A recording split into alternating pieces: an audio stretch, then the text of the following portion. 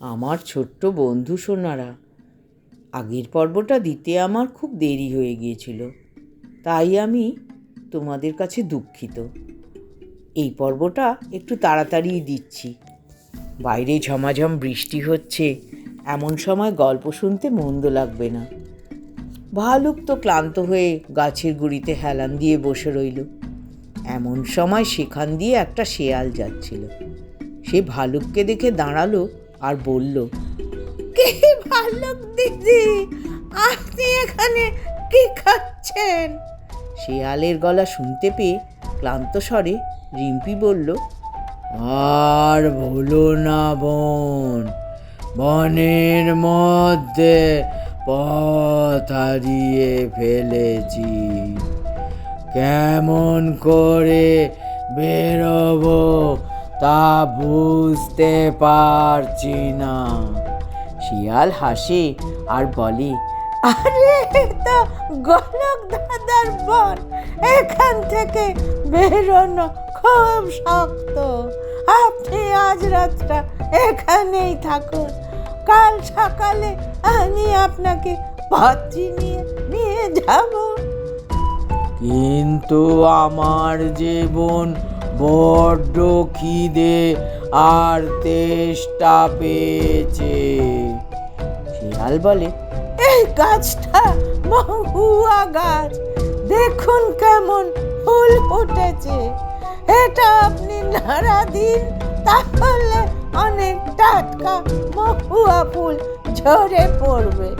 সেই ফুল ও তার মধু খেলে আপনার খিদে আর তেষ্টা মিটে যাবে।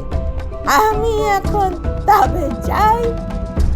হ্যাঁ, এসো, বলল রিম্পি। পরের দিন সকাল সকাল শিয়াল বোন তো এসে হাজির।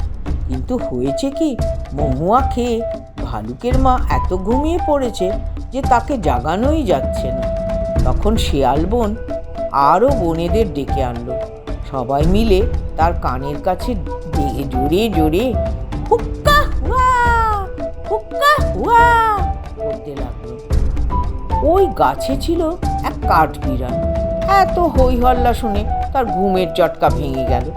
সে তাড়াতাড়ি নেমে এসে সব শুনে টুনে হতবাক।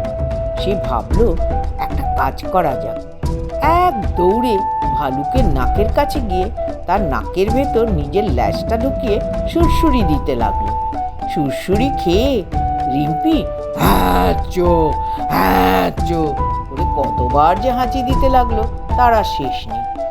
তার এত গভীর ঘুম পালাতে পথ পেল না। জেগে দেখলো এই যে বেশ বেলা হয়ে গেছে। ধর্মর করে উঠে শেয়াল বোনেদের সঙ্গে যাত্রা শুরু করলো। শেয়াল বোনেরা কাঠবিড়ালকে অনেক ধন্যবাদ জানালো এবং অনেক কাঠবাদাম উপহার দিয়ে গেল। এদিকে হয়েছে কি, পূর্বীকে বশ করে জাদুকরি তাকে দিয়ে ঘরের ও বাইরের যাবতীয় কাজ করাতে লাগলো আর নিজের বন্ধুবান্ধব নিয়ে এসে ফুর্তি আমোদ করতে লাগলো।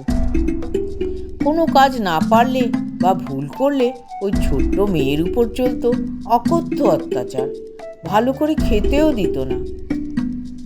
এক একবার পূর্বী ভাবতো পালিয়ে যাবে, কিন্তু পথ তো চিনত না, তাই ভয় পেত। ভাবতো এ তো সৎমার চাইতেও খারাপ, নিজের মা কি এমন হয়? তাই তার মনে সন্দেহ জাগলো। লুকিয়ে সে মার উপর নজর রাখলো। একদিন ঘুমের ভান করে মটকা মেরে বিছানায় পড়ে রইল।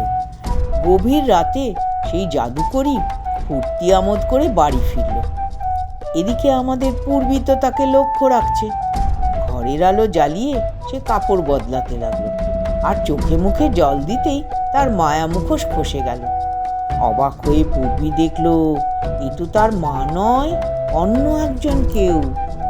জাদুকরি পিছন ঘুরতে সে তাড়াতাড়ি চোখ বন্ধ করে ফেলল। সে বুঝতে পারলো যে সে একটা খুব খারাপ লোকের পাল্লায় পড়েছে। কি করে এর হাত থেকে নিস্তার পাওয়া যায় তাই সে ভাবতে ভাবতে ঘুমিয়ে পড়ল। এদিকে গোলক ধাঁধার থেকে শেয়াল বোনেদের সাহায্যে রিম্পি বন থেকে বেরিয়ে এলো। শেয়াল বোনেদের অনেক ধন্যবাদ জানিয়ে সে বিদায় নিল। তারপর একা বেঁকা রাস্তা ধরে অনেক চড়াই উতরাই পেরিয়ে ঘুরতে ঘুরতে সে এসে পৌঁছলো সেই জাদুকরি সুন্দর বাড়িটার কাছে। দেখলো বাড়ির সামনে বাগানে অনেক ফুল ফুটে রয়েছে, আর বাগানে ঝাড়িতে করে জল দিচ্ছে আর কেউ না, পূর্বী। সে তো খুব অবাক হয়ে গেল। ইতিমধ্যে পূর্বীও তাকে দেখতে পেয়েছে। ঝাড়ি ফেলে এক দৌড়ে সে তার ভালুকমার কাছে গিয়ে তাকে জড়িয়ে ধরল।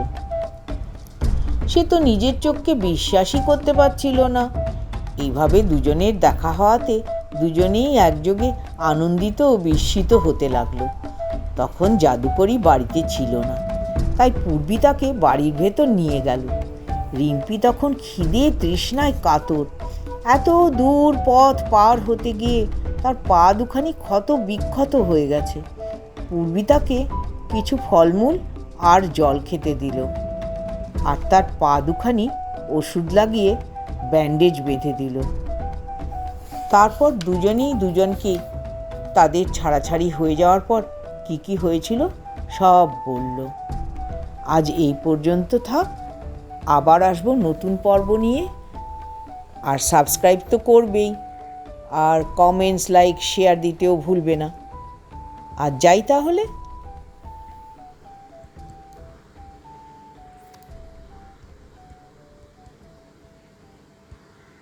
वीडियोस बनाने हैं फिल्मोरा है ना।